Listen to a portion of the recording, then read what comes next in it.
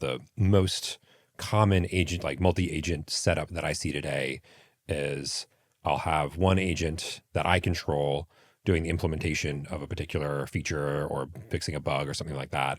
And then another agent that my team controls does the code review on that. And my team controls the prompts for the code review. I control the prompt that drives the implementation. Welcome to First Commit, a podcast from Notable Capital, where we talk to the builders solving hard problems before the industry catches up.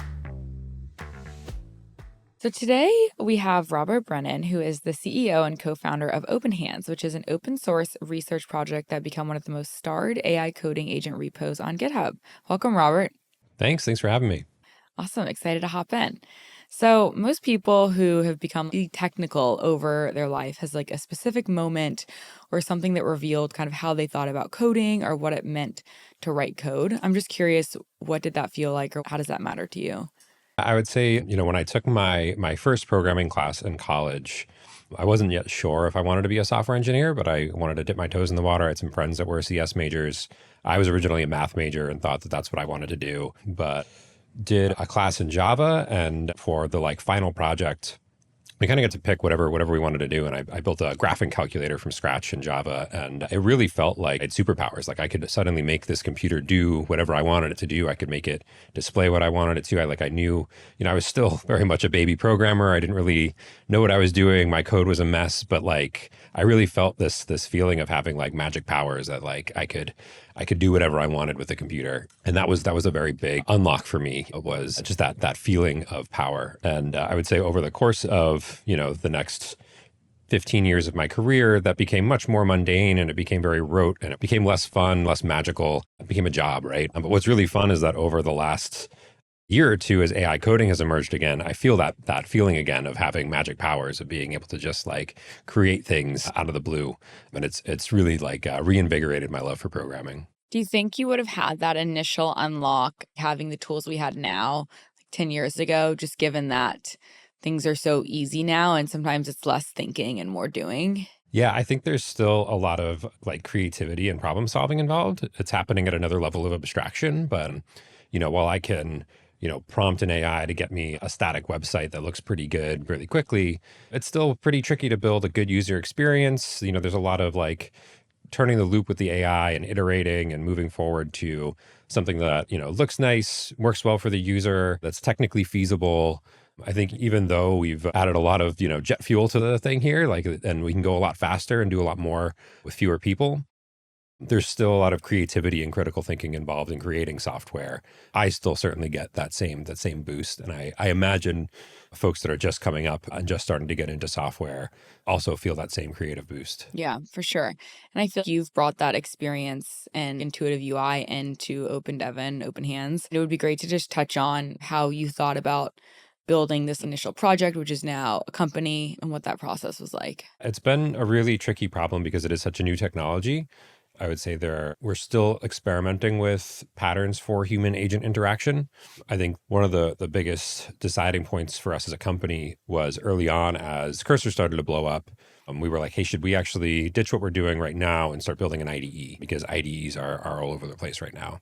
And we made the hard decision that no, we think the IDE is an old form factor. We think it's going away. We think folks need a new interface for managing agents. And I would say ultimately that has borne out, right? Folks have moved away from IDEs. They're now, I would say, working with CLIs. Generally speaking, though, we've seen developers follow an adoption curve where they're making incremental steps from how they used to work to the new world, right? They started with autocomplete because that was, they've been using autocomplete for decades, just got a million times better, but they already had that muscle memory of hit the tab key to autocomplete. And then they took, one more step down the road to AI powered IDEs. They were used to using IDEs, but now there was an AI chatbot there with them. And now they've taken one step further and they're using local CLIs to manage agents. And, they're used to working on the command line, things like that. But what we've found with OpenHands is we're pushing kind of brand new user interfaces for managing multiple agents, for running agents that run on a schedule or in response to events coming out of the cloud, it's a much more foreign way for developers to work, but it's much more powerful once you do get into a groove with it, once you do start getting used to that new form factor. And we think that's really where the future sits. And the early adopters that we work with and the folks that we see who are at the forefront of AI-driven development have moved beyond IDEs. They've moved beyond CLIs, and they're really working with brand new user interfaces for managing agents at scale. And when you say it's more powerful and these developers are at the forefront, what does that look like in practice? What types of agents are they working or are they running? There's kind of a maturity curve. Most developers, they'll start by typing prompts into a CLI or a chat window to get an agent to do one thing at a time. And they might start managing 2 or 3 agents at a time, but still manually prompting, often hitting the Y key to give them permission to do things. Then I would say the next step along the curve, to going from crawl to walk, is you start to notice, hey, I'm typing the same prompt over and over again. Every time I want to do a code review, I'm telling the agent, the same 5 things to look for. So you start building skills and you start building plugins in order to take those parts that you're repeating over and over again and abstract them out into some bit of context that the agent can dynamically pull in every time it does a code review or every time it does a bug fix. It brings in this context. But the really mature folks, the ones that really are the early adopters here and who are getting the most out of AI, they then make the step from walk to run, where instead of continuing to manually prompt, do a code review, fix a bug, they set up an automation where these agents are running either on a schedule or in response to events coming out of the cloud, right? So they might set up an agent that every time there's an error level log in Datadog, the agent immediately jumps in, goes and investigates the error, and then submits a change to the code base to either fix the error or downgrade it to a warning log or improve the error handling. But the idea is the engineer no longer needs to get interrupted. The engineer no longer needs to context switch over to this task. The agent's just taking care of it end to end, opens up a pull request, and the developer just needs to rubber stamp it and it gets into the code base. So you get a much bigger lift in terms of your capacity to take on a lot of work because these agents are running automatically rather than the developer having to manually pilot them. Got it. So it sounds like the goal for OpenHands is to be more of the go-to agent builder, agent infrastructure platform versus the autocomplete coding Copilot. Exactly. Yeah, I would say there's really 2 work streams that we see at companies today. One is this very familiar model of pair programming with AI. So that might be a developer using an IDE like Cursor or a CLI like Claude Code, but they're working very similarly to how they worked 10 years ago, right? They're picking up a ticket out of Jira, they're opening up their IDE or their CLI, and they're squinting at their computer screen and figuring out, how am I going to fix this thing? And the agent is there to help them go typically about 20 or 30% faster if you look at the most recent studies. And that is very valuable. It's a very good workflow for specifically a very ad hoc bespoke work, a very tricky new feature we need to implement or a bug that, nobody's been able to reproduce yet. That's the kind of thing where you do want a quick feedback loop between the human and the agent so that they can kind of iterate their way towards a solution where the human is bringing in their creativity and critical thinking and the agent's doing the rote work of editing files and hunting around the code base. But there's a second work stream where you get a much bigger productivity boost, right? You only get 20 to 30% for that pair programming model.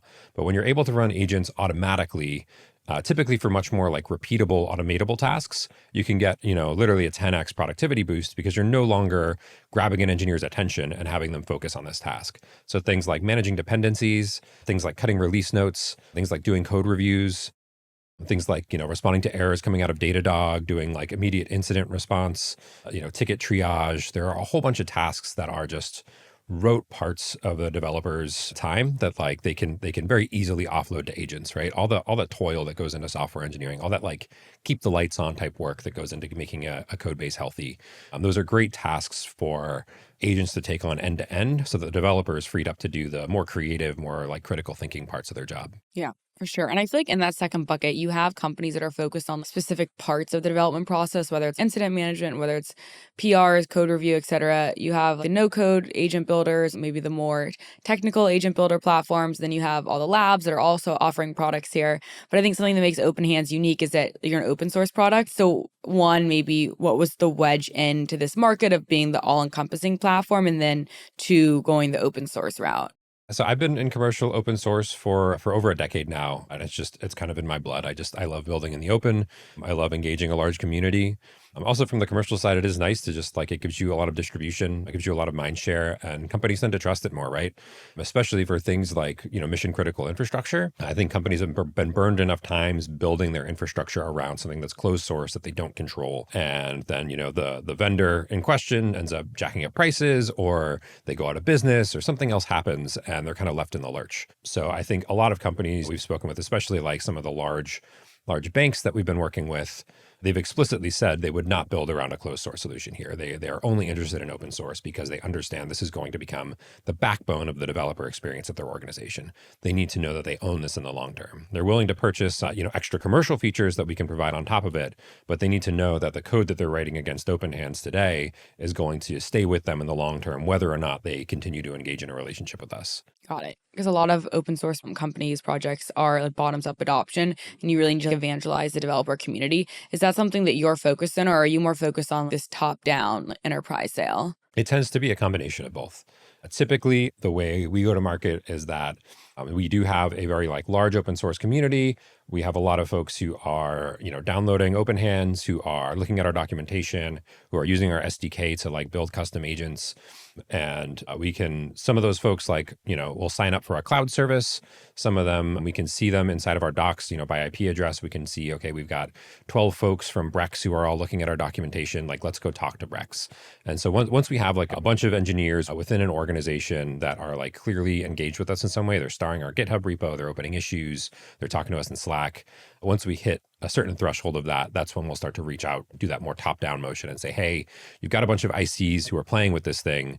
We'll start talking to a manager or a VP or a CTO and say, hey, we can help you put some arms around this. We can help you measure ROI. We can help you set budgets.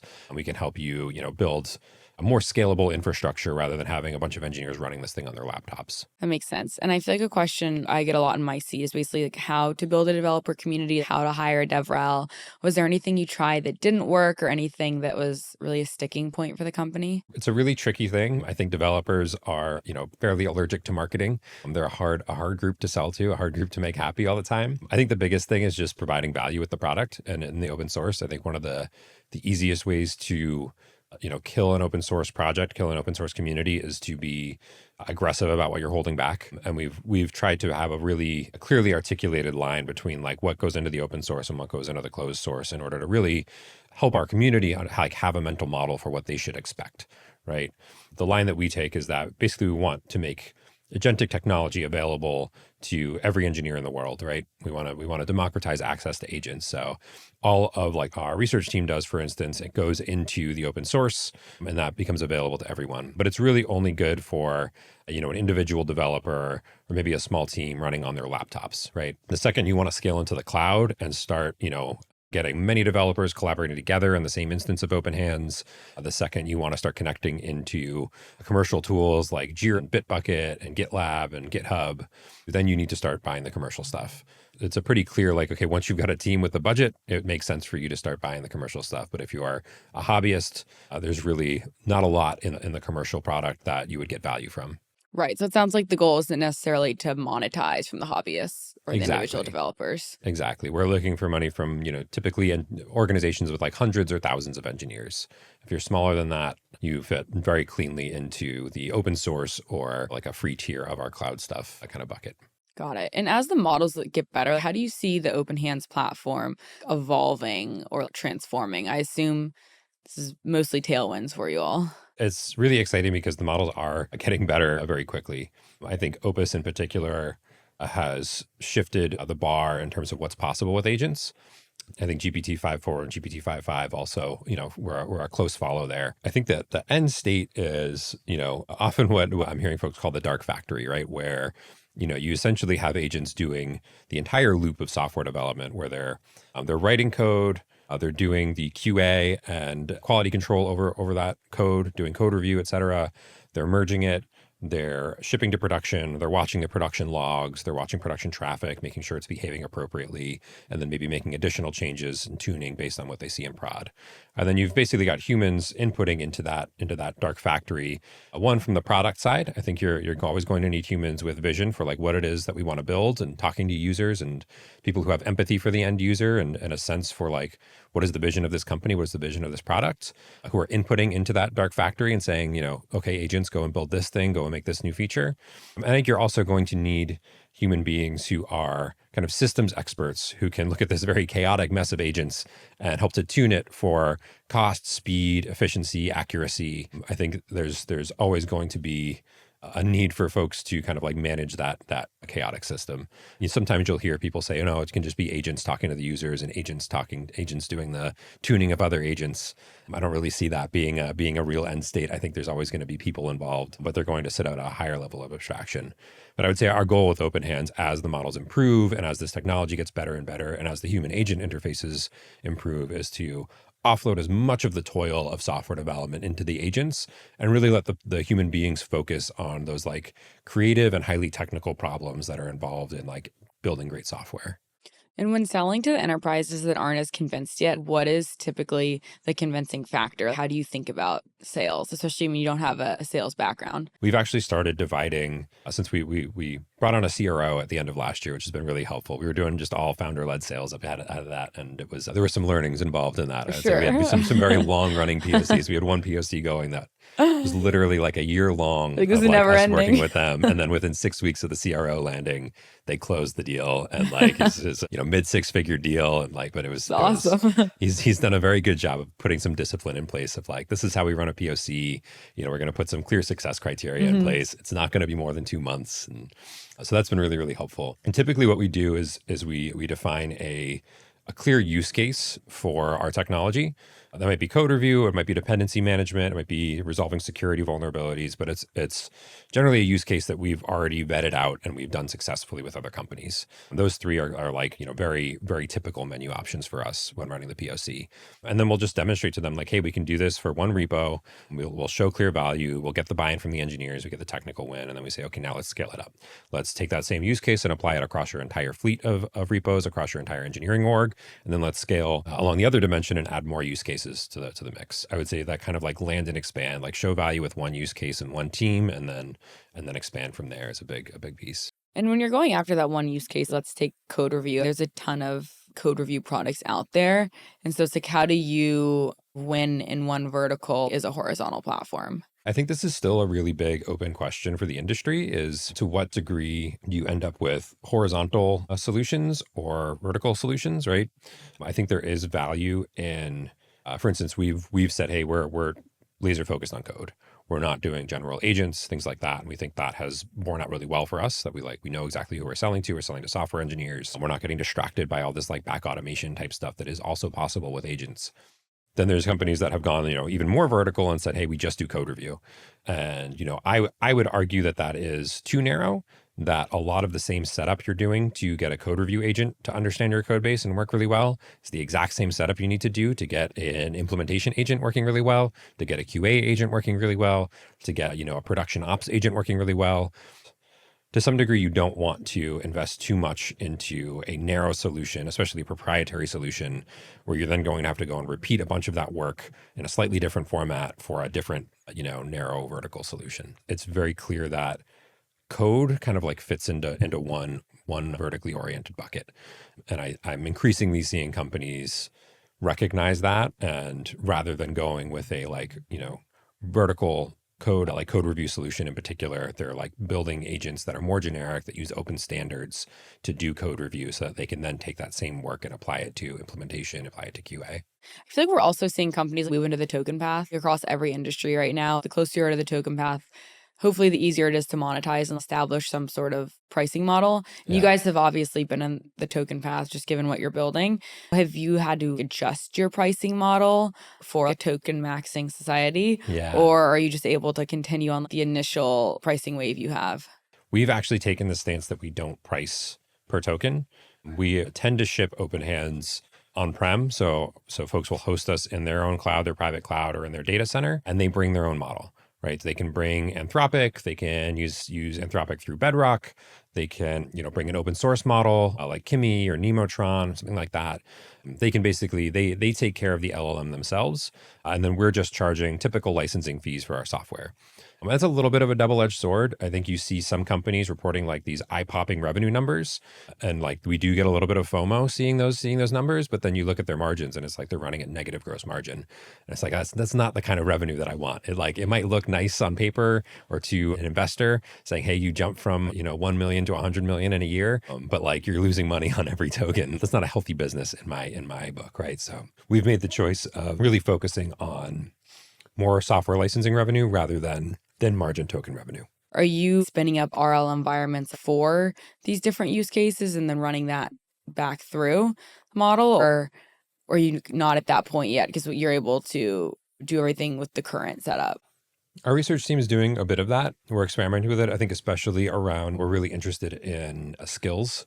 We're especially starting to look at, so companies are investing in skills for, code review or bug fixing or how to work with this particular repo. And we've now built a feedback loop. So we have a system now where we can watch a skill in production over time and see, okay, this code review skill is triggered, 1,000 times within this organization.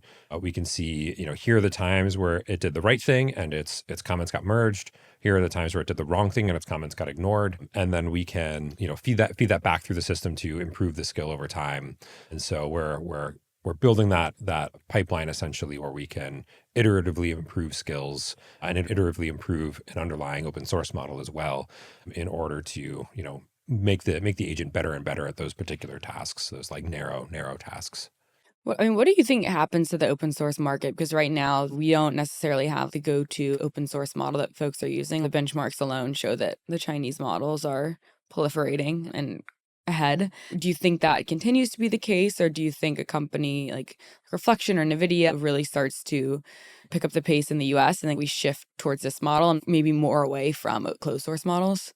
I think there's a lot of speculation as to why the Chinese models have done so well. There's Anthropic in particular has accused them of distilling its models, which I think the Western model builders are recognize that is probably a legal gray area they don't want to be playing in. And so there's a natural disadvantage, I think, for the Western models who are, playing by the rules, essentially. I do think we're going to need to find a way to make sure that the West is developing competitive open source models. I'm very excited to see what comes out of Reflection and if they can build something competitive. I think NVIDIA is investing a lot here. I think they've essentially said hey, we want to be the open source model company in the West. So I'm really excited about the competitive landscape in the West and the fact that there are a bunch of really smart folks running at this problem and figuring how do we train models from scratch and do it the right way. Every month at this point, we're making massive strides with the autonomous software engineer and where the future of coding is going. But do you think we will end up in an agent-to-agent world? Or if we're sitting here in a few years, how does the space look different than where it looks today? Multi-agent is definitely increasingly becoming a thing. I think what's interesting is that they tend to interact through human systems. So the most common agent, multi-agent setup that I see today is I'll have one agent that I control doing the implementation of a particular feature or fixing a bug or something like that. And then another agent that my team controls does the code review on that. And my team controls the prompts for the code review. I control the prompt that drives the implementation. But they're communicating through GitHub. They're communicating through GitHub comments, right? And so I can see their interactions there. It's not like there's A-to-A protocol where they're talking to each other under the hood in a way that I can't see. I think that seems to be really important for the human agent interface, that the agents are communicating through the same platforms that humans communicate through. It fits our model of the world very well. I think that's going to be probably the dominant kind of multi-agent pattern, is that agents are talking to each other through Slack. They're talking to each other through GitHub. They're talking to each other through Jira or Linear. The place that I see something like A-to-A potentially coming up, if we can get to a world where where prompt injection is a lot harder, I think still prompt injection is difficult, is when you can get agents communicating across trust boundaries, right? If, you can get, an agent at Bank of America talking to an agent from American Express about, some kind of transaction that needs to happen, but it's a much looser protocol. And, right now those two companies would have APIs that are talking to each other, right? But if you could have a much looser protocol where two agents are negotiating through some more tricky process, I think that could be really, really powerful. But right now, if there was that public kind of interface into a company through an agent, it's just too easy to trick that agent into doing something that the company wouldn't want it to do. So I think we're a ways away from having agents that communicate across trust boundaries. I spoke with one company a while ago that was specifically would have an agent basically watch your individual Slacks from different companies and then, hold all that information in the background, but then suggest partnerships when there was a clear pattern of okay, these two companies both have a need that the other one could solve. So smart. Well, I had a few quick fire questions for you. Yeah. That's okay. Awesome. If you could hand an agent something in your own life today that's not work related, what would it be? I spend a lot of time just doing tiny little chores on the internet, filling out my credit card details and, going to buy a thing on Amazon. Like, I don't need to go hunt for the right set of AA batteries on Amazon, right? Me too. It's the kind of thing that like I would love to just say to an agent, hey, buy me some AA batteries, make sure they're here by Wednesday, right? I would love to say, book me a flight, those little chores, buy me concert tickets for this day or this band, those little chores where I'm still squinting at my screen and typing in a bunch of details. And I would love to offload that type of stuff. Agreed. What is the single hardest unsolved problem in software agents right now? The biggest thing is verification, right? We're really good at generating lots of code, but we're stuck in code review and we're stuck in doing QA work. Getting agents that code review is increasingly solved well, but agents that can also run the application, take a video of itself clicking around the web app and showing that it does the thing it said it was going to do. That will be a huge unlock because then we can get agents, basically closing the loop and merging their own code. Is there a unique contribution you've gotten from the community? Lots of unique contributions. I would say probably the biggest ones are around the agents themselves and how they behave. We've gotten some really great contributions. I'd say two major ones. One around how we manage context windows. There's been a lot of tuning of like, how do you selectively forget information as the context window grows throughout the course of a session? And then two around security analysis. So every time the agent makes a tool call, how do we decide, is this a high, medium, or low risk action for the agent to take? That's a really important thing for us to be able to measure. And the community has done some really amazing work on building a pluggable interface for security analysis. And last one, is there something you know now that you wish you knew at the beginning of OpenHands? I think I wish I'd been prepared for how fast this space was going to move. It is changing literally on a month-to-month basis, and it's very, very exciting. It's a really exciting time to be building, but it's also a little exhausting. Yeah, I agreed. I'm tired. Can't imagine how you feel. Yeah. Well, thank you, Robert. This was really fun. I appreciate you coming on. Yeah, thanks for having me. This was a fun conversation.